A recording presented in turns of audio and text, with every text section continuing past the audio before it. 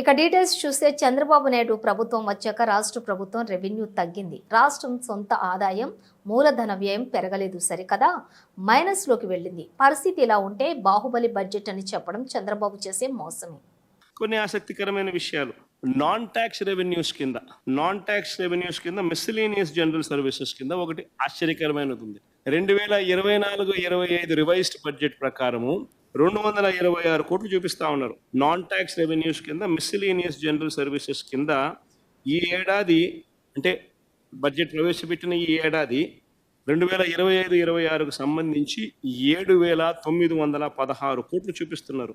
కానీ 2024-25 రివైజ్డ్ ఎస్టిమేట్ల ప్రకారం వీళ్ళే దాన్ని 226 కోట్లుగా చూపిస్తున్నారు. 2024-25లో వీళ్ళకు వచ్చేది అంటే ఏంది? మిసిలీనియస్ జనరల్ సర్వీసెస్ అంటే ఏంది? ఏ రకంగా ఇది బాదుతున్నారు? ఏ రకంగా బాధపోతా ఉన్నారు?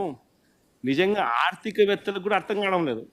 ఏ రకంగా కొత్తదనంతో చంద్రబాబు నాయుడు ఏం చేయబోతున్నాడో తెలియడం లేదు, ఏ రకంగా బాధపోతున్నాడో తెలియదు. మిస్సిలీనియస్ జనరల్ సర్వీసెస్ అంట. ఆ పేరుతో ఏకంగా 7,916 కోట్ల రూపాయలు తాను బాధపోతున్నాడు అని చెప్పి తాను చెప్తా ఉన్నాడు చంద్రబాబు నాయుడు గారు. ఇంకొకటి చూద్దాం. ఈ ఏడాది ల్యాండ్ రెవెన్యూ కింద రివైజ్డ్ ఎస్టిమేట్స్ చూస్తే ల్యాండ్ రెవెన్యూస్ కింద ఒకసారి గమనిస్తే ల్యాండ్ రెవెన్యూస్ కింద రివైజ్డ్ ఎస్టిమేట్స్ చూస్తే ల్యాండ్ రెవెన్యూస్ కింద రివైజ్డ్ ఎస్టిమేట్స్లో 1,341 కోట్లు చూపిస్తూ ఉన్నాడు. రివైజ్డ్ ఎస్టిమేట్స్లో 1,342 కోట్లు చూపిస్తూ ఉన్నారు.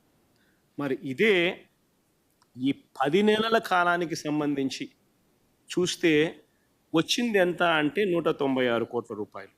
అంటే రైతులను నీటి తీరువాతో ఈ 2 నెలల్లోనే బాధపోతున్నాడు అని చెప్తున్నాడు. అంతే కదా, 10 నెలలకు కలిపి 196 కోట్లు వచ్చింది. మామూలుగా అంతకన్నా ఎక్కువ రాదు. 2023-24లో 52 కోట్లే వచ్చింది. ఆయనకు 196 కోట్లు 10 నెలల్లో వచ్చింది. దాన్ని 1,342 కోట్లు ఈ 2 నెలల్లో పెంచబోతున్నాడు అని చెప్పి రివైజ్ ఎస్టిమేట్లో చూపిస్తూ ఉన్నాడు పెరుగుతుంది అని. అదే దాని అర్థము రైతులకు సంబంధించి శిస్తు రూపంలోనే లేదా సర్వే సెటిల్మెంట్ కింద భారం వేయబోతున్నారా, నీటి తీరువా కింద భారం వేయబోతున్నారా, లేకపోతే మేము సర్వే ఫ్రీగా చేసాం రైతులందరికీ కూడా, ల్యాండ్ రెవెన్యూ రికార్డ్ సర్వేలన్నీ ఫ్రీగా చేసాం, వీళ్ళు ఏమన్నా సర్వే బాధపోతున్నారా? మరి ఈ 2 నెలల్లోనే ఏ రకంగా దాదాపుగా 1,100 కోట్ల రూపాయలు ఏ రకంగా వసూలు చేయబోతున్నారు? అది కూడా ఒకటి ఆశ్చర్యం కలిగించే విషయం. ఇంకొకటి కూడా చెప్తా, మూలధన వ్యయం అంటే క్యాపిటల్ ఎక్స్పెండిచర్, మూలధన వ్యయం.